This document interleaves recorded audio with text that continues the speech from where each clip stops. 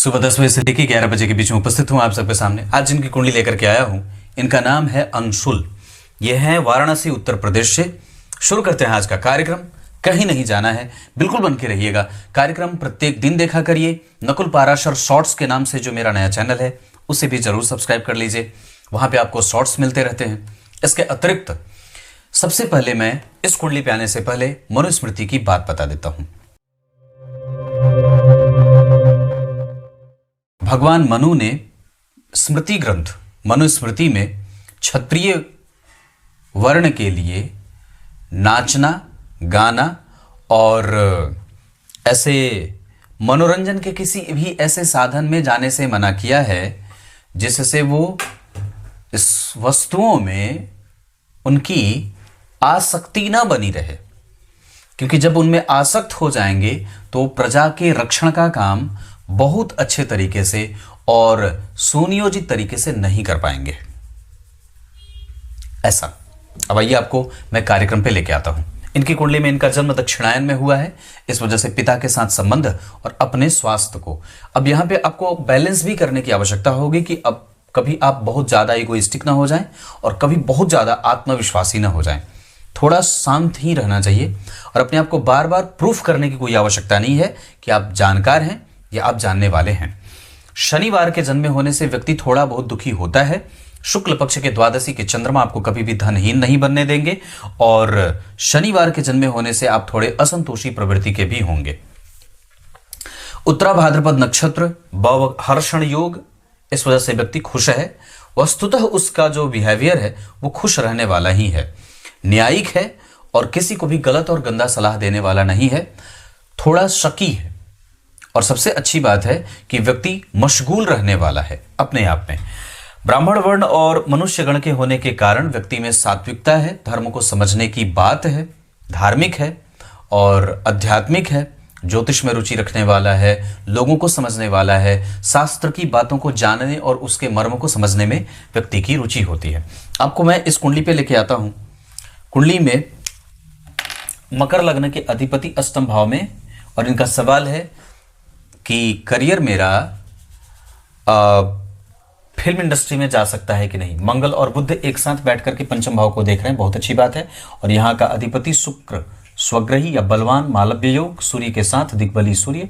यहाँ पे सूर्य 24 डिग्री के और शुक्र 19 डिग्री के हैं, इस वजह से दोनों ही ठीक हैं, खराब कोई भी नहीं है। गुरु उच्च के बैठे हैं, चंद्रमा को देख रहे हैं। चंद्रमा और गुरु का परिवर्तन योग, और यहाँ पे चंद्रमा का केंद्र में आना, लग्नेश होकर के पंचम भाव में गुरु का बैठना, यहाँ के अधिपति केंद्र में दशम स्थान को देख रहे हैं, अपनी राशि को। और यहाँ शुक्र उच्च का सूर्य और गुरु का प्रभाव, व्यक्ति चारित्रिक रूप से हमेशा ही बना रहेगा। और शनि का संबंध पंचम भाव से है, स्त्रियां आती रहेंगी और भरमार होती रहती है। सूर्य बुध और शुक्र आप जब देखेंगे तो पंचम भाव से शुक्र का, उसके बाद इस भाव के अधिपति सूर्य के साथ संबंधित है तो पंचमेश सूर्य के साथ क्रिएटिविटी मंगल और बुध दे देते हैं। और शनि की भी दृष्टि इस भाव पे है जो इस कुंडली का लग्नेश है, अष्टम में बैठा है। अचानक धन प्राप्ति के योग बनते हैं, बड़े भाई, छोटे भाई, कुटुंबजनों से। और व्यक्ति वैसे भी स्वभावतया गंभीर होता है और सत्य खोजी होता है। आपकी कुंडली में निश्चित रूप से इसके योग बड़े अच्छे हैं। शनि चंद्रमा में स्वग्रही शनि, शुक्र यहाँ पे जो जन्म कुंडली का अष्टमेश होकर के अष्टम को देख रहे हैं। गुरु का प्रभाव शुक्र पे है, गुरु का प्रभाव चंद्रमा पे है, गुरु का प्रभाव बुध पे है। ये सारी स्थितियां आपकी कुंडली में कर्म क्षेत्र को, जैसे लग्नेश छठवें में बैठे हैं तो रविवार के सवाल वाले कार्यक्रम में ही मैंने ये बात कही है कि अगर किसी ने पूछा था कि लग्नेश अगर छठवें भाव में चले जाएं तो क्या होता है। लग्नेश छठवें भाव में जाएंगे, लग्नेश छठवें भाव में जा रहे हैं, लग्नेश अष्टवें में जा रहे हैं, लग्नेश चतुर्थ में, पर यहाँ वो दशमेश के साथ, यानी कि दाम्पत्य आपकी कुंडली में ठीक बन रहा है, पर लग्नेश अष्टम में बैठे हैं। इस वजह से अपने आप को और भी पहचानिए, अपनी ऊर्जा का क्षरण ना करिए। और आपकी कुंडली में निश्चित रूप से राजनीति का योग है। आपकी कुंडली में अभी आने वाली चंद्रमा की दशा, सूर्य की दशा, ये दोनों ही अच्छी जाएगी, क्योंकि आपकी कुंडली में आपका जन्म श्रवण नक्षत्र के चौथे चरण में 20 डिग्री का है लग्न। तो श्रवण नक्षत्र के चौथे चरण का जो अधिपति होगा वो 20 डिग्री का ही है। तो लग्न के अधिपति बने शनि अष्टम में बैठे तो आपको खुद पे और भी ज्यादा फोकस करने की बारी है और खुद को और भी ज्यादा गंभीर बनाने की आवश्यकता है, चिंतन करने की आवश्यकता है। आयु आपके पास बहुत अच्छी है, यश कीर्ति मान सम्मान में कोई कमजोरी आपकी कुंडली में नहीं देख रहा हूं। आध्यात्मिक पक्ष राहु बढ़ाएंगे और यही राहु भी आपको रास्ता भी दिखाए हैं। इसके अतिरिक्त आपको बताता हूं, चंद्रमा के चौथे नक्षत्र मतलब श्रवण नक्षत्र के चौथे चरण का यह जन्म 20 डिग्री का होगा, तो बार बार भूल जाता हूं। तो श्रवण नक्षत्र के चौथे चरण के अधिपति बनेंगे चंद्रमा, और श्रवण नक्षत्र के अधिपति भी चंद्रमा ही हैं। इस वजह से इस कुंडली में मारकेश होने के बाद भी, हालांकि चंद्रमा मारक नहीं होते, पर यहां पे मारक ग्रह के रूप में गुरु और शनि भी होंगे। चंद्रमा यहां पे मारक नहीं होंगे। इस कुंडली के लिए शनि का प्रभाव बहुत अच्छा होगा, क्योंकि वो शत्रु ग्रह में है, लेकिन इस भाव के अधिपति दशम भाव में बैठ रहे हैं, जहां सूर्य ने शुक्र को अस्त भी करेगा, अस्त भी किया है। नवमांश कुंडली में शुक्र उच्च के हो जा रहे हैं, हालांकि यहां से वो ज्यादा अच्छे यहां हो रहे हैं। इस वजह से इस कुंडली में चंद्रमा, शुक्र, सूर्य और साथ ही साथ गुरु की दशा, इसके अतिरिक्त मंगल की दशा भी अच्छी जाएगी। मंगल इस कुंडली में व्यक्ति को थोड़े लालची बनाएंगे, पर ये क्रिएटिविटी मंगल और बुध के कारण मिल रही है। पंचमेश और पंचम भाव से जब मंगल और बुध का संबंध बन जाता है, या पंचम भाव अगर बलवान हो रहा हो जैसे कि हो रहा है, तो ये कुंडली को मजबूती दे देते हैं। आपकी कुंडली में 2023 के मई से बहुत अच्छे काम और कृत्य करने का योग आ रहा है। इसके अतिरिक्त आपकी कुंडली में सूर्य की दशा भी बहुत अच्छी रहेगी। वो विशाखा नक्षत्र में बैठे हैं, गुरु उच्च के हैं, लग्न को देख रहे हैं। नीच की दृष्टि से पेट का ध्यान रखना चाहिए। अपच, एसिडिटी, कब्जियत और कई बार मांसपेशियों में दर्द न हो, इसका भी ध्यान रखना होगा। शनि की दृष्टि दशम भाव के लिए आपके करियर को बल देगी। द्वितीय भाव के लिए धनदायक योग लगाएगी, कुटुंबजनों का सुख मिलेगा, वाणी का सुख और व्यक्ति को फल प्राप्ति का योग बनता है। 10वीं दृष्टि से पंचम भाव को देखेंगे, इस वजह से संतति वगैरह का भी सुख रहेगा। राहु शनि का प्रभाव है, मंगल का प्रभाव है, इस कारण से कई बार व्यक्ति को यश, कीर्ति, मान सम्मान जो है वो मिलता है, पर थोड़े विलंब से या थोड़े संघर्ष के बाद मिलता है, क्योंकि लग्नेश यहां भी 6वें भाव में है, यहां पे भी लग्नेश 8वें भाव में बन रहे हैं, इस कारण से। पर शनि की दृष्टि किसी भी भाव के लिए खराब नहीं बन रही है, यहां उच्च की, यहां अपनी ही राशि को और यहां मित्र की राशि को। वैसे शनि जहां बैठते हैं वहां अच्छा देखते हैं, अच्छा करते हैं, पर जहां देखते हैं वहां पे कमजोर करते हैं। यह सिद्धांत इस कुंडली पे लागू नहीं होगा। गुरु की दृष्टि यहां के लिए अच्छी होगी, लग्न के लिए थोड़ी कमजोर और पराक्रम के लिए बहुत अच्छी होगी। चंद्रमा और गुरु का संबंध बहुत अच्छा रहेगा। धनवान, श्रेष्ठ, संपत्तिवान और व्यक्ति को क्रिएटिव बनाते हैं, मूलक बनाते हैं। वो वस्तुतः अपने लाभ और हानि को समझने वाला होता है। चंद्रमा की जो स्थिति बनी है उसके आधार पर वो थोड़े भ्रमित हो रहे हैं, इस वजह से आपको आरंभ में मेहनत भी करनी पड़ेगी। आपने कई अंग्रेजी फिल्मों में काम किया है, फिल्म इंडस्ट्री में आपने काम किया है, उसमें कोर्स भी किया हुआ है। ये सब आपकी कुंडली में सूर्य और शुक्र, गुरु और बुध और मंगल के कारण हो रहा है। मंगल आपकी कुंडली में जिस स्थिति में बैठे हैं उसके आधार पर शनि मंगल का कोई डायरेक्ट कनेक्शन नहीं है, इस वजह से मंगल आपको धनदायक तो नहीं हो रहे हैं, क्योंकि वो लाभेश हैं, और इस कुंडली में चतुर्थ भाव के अधिपति होकर के आपको महाभाग्यशाली योग में उतार रहे हैं। पर धन भाव के लिए शनि मंगल का प्रभाव जन्म कुंडली के धन भाव या द्वितीय भाव पे है। झूठ मत बोलिएगा, असत्यभाषी मत होइएगा, सत्य बोलने की कोशिश करिएगा। चटपटा और मसालेदार मत खाइएगा, बहुत ज्यादा कड़वा नहीं बोलना है। बुध की स्थिति आपकी कुंडली में तार्किक है, समझदार है, और वस्तुतः उसको बहुत अच्छे से पता है कि कैसे काम किया जाता है और किस चीज का इस्तेमाल कहां करना है। उसके पास अपना बल भी है, क्योंकि सूर्य बुध का प्रभाव जन्म कुंडली में ठीक देख रहा हूं, दशम भाव भी आपकी कुंडली में बलवान बना हुआ है। गुरु की स्थिति जो स्थिति में देख रहा हूं उसके आधार पर बहुत बढ़िया है। गुरु का प्रभाव यहां पे बहुत अच्छा होगा। वो बैठे हैं पुष्य नक्षत्र में, 15 डिग्री के बलवान हैं, और उस पर किसी भी पापग्रह का कोई प्रभाव नहीं है। केतु की दृष्टि उन्हें और भी ज्यादा धार्मिक और परोपकार ही बनाएगी।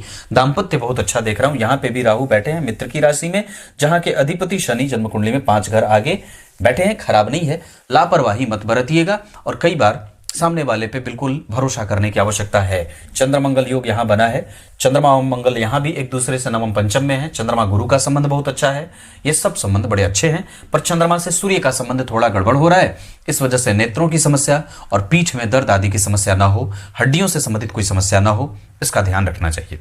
ये बात मेरी गुरु की थी। शुक्र आपकी कुंडली में खर्चीला बना रहे हैं, और दरअसल स्वाति नक्षत्र में होने के कारण आपको बहुमुखी, बहुआयामी और एक साथ कई सारा काम करने वाला भी बना रहे हैं।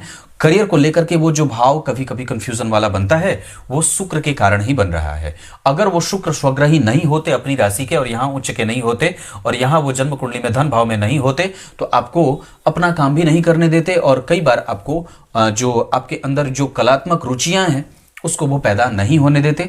ऐश्वर्यशाली, धन संपत्ति से युक्त, चल अचल संपत्ति का मालिक, ये सब शुक्र और गुरु आपको बनाने में सहयोग करेंगे। एक यहाँ 2 और कम से कम एक यहाँ 3 और एक यहाँ 4 ग्रह बहुत अच्छे बने भाव के आधार पे।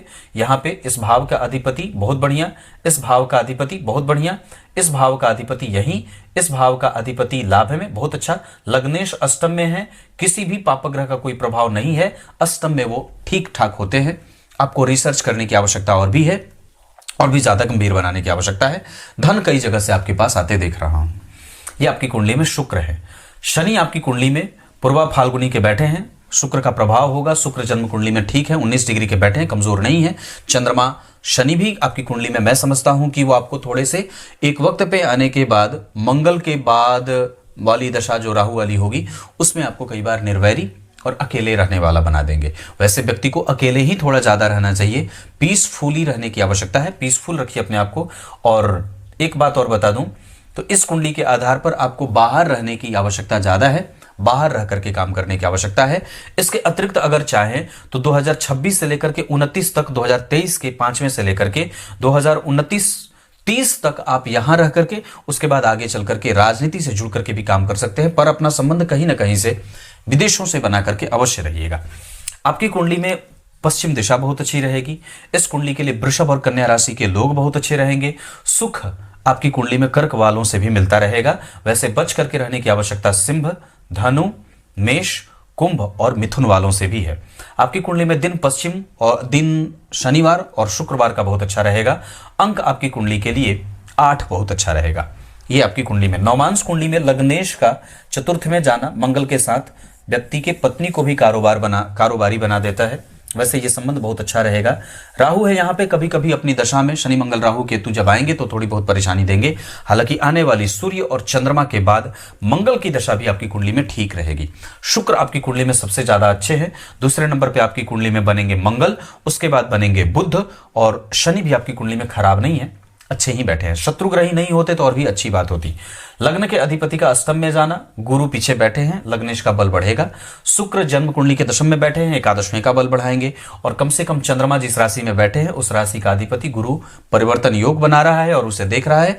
इस वजह से मीन राशि का प्रभाव भी ठीक है। हालांकि वो अभी 7.5 का प्रभाव है। इस वजह से बजरंगबली के हनुमान चालीसा का पाठ, प्रत्येक दिन मंदिर का दर्शन, देवी कवच का पाठ, या अगर हो सके तो कम से कम दुर्गा सप्तशती कभी कभी अवश्य ही अपने घर में, विभिन्न जो होती हैं दुर्गा सप्तशती का पाठ दुर्गाष्टमी में अवश्य ही करवाते रहना चाहिए। सूर्य को अर्घ, शिव अमोघ कवच का पाठ, और निश्चित रूप से आपकी कुंडली सूर्य को अर्घ देने के साथ साथ 12 बार सूर्य को नमस्कार अवश्य करना चाहिए। और कम से कम देवी दुर्गा के मंदिर का दर्शन भी अवश्य करना चाहिए। इस कुंडली के आधार पर अगर आप चाहें तो मंगल या बुध में से किसी भी एक रत्न को अवश्य ही धारण कर सकते हैं। शुक्र का रत्न उपल भी आपकी कुंडली में फायदा करेगा। क्लियर है? दशाओं के क्रम में सूर्य को बल देने की आवश्यकता ज्यादा होगी। चंद्रमा को भी बल दीजिए। चंद्रमा को बल देना है शिव जी के मंदिर में, कभी कभी जाकर के मंदिर धो देने का काम करिए। मंगल आपकी कुंडली में, बुध आपकी कुंडली में, गुरु आपकी कुंडली में 100% संपूर्णतया अनुभवों से युक्त हैं, उनको घबराने की कोई आवश्यकता नहीं है। शुक्र के बाद और शनि, ये दोनों, और राहु और केतु, ये आपको थोड़े बहुत अपने प्रभावों में कमजोरी भी देखने को मिल सकता है। इस वजह से इनकी दशाओं में विशेष सावधानी रखिए। जैसे यात्रा में, जैसे लोगों से बातचीत में, निर्णय देने में, कहीं इन्वेस्टमेंट करने में कोई भी गलत निर्णय ना हो, इसमें थोड़ी बहुत सावधानी शनि, शुक्र, राहु और केतु की दशाओं में बरतने की आवश्यकता होगी। पर इसके अतिरिक्त आपको सूर्य को बल दे देंगे और चंद्रमा को थोड़ी सी बल दे देंगे तो आपका काम और भी बढ़िया हो जाएगा, क्योंकि बीच के सारे ग्रह मंगल, बुध, गुरु, ये सब बहुत अच्छे बन रहे हैं।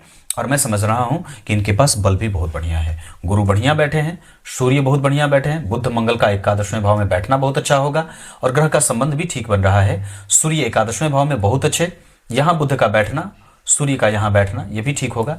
कई बार विदेशी सरकार से लाभ भी मिलता है। शनि और गुरु का संबंध जन्म कुंडली में यहां बन रहा है, इस वजह से संतति मिल जाएगी। संतति का सुख है आपकी कुंडली में, उसको लेकर के चिंतित होने की कोई विशेष आवश्यकता नहीं है।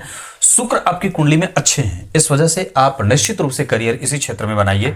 पदासीन पदाधिकारी बनने का योग तो नहीं है, पर हाँ राजनीति में जाने का योग आपकी कुंडली में निश्चित रूप से है। यह सूर्य, शुक्र और चंद्रमा के कारण। और आपकी कुंडली में चंद्रमा बढ़िया बैठे हैं। याद रखिएगा, मैंने कहा था धन धन धन धन धन धन देते हैं चंद्रमा इन भावों में बैठ करके। कुछ इसी तरीके से आज के कार्यक्रम का समापन करते हैं। तब तक के लिए इजाजत दीजिए। कल एक बार फिर से उपस्थित होंगे आप सबके सामने। तब तक के लिए बहुत बहुत नमस्कार।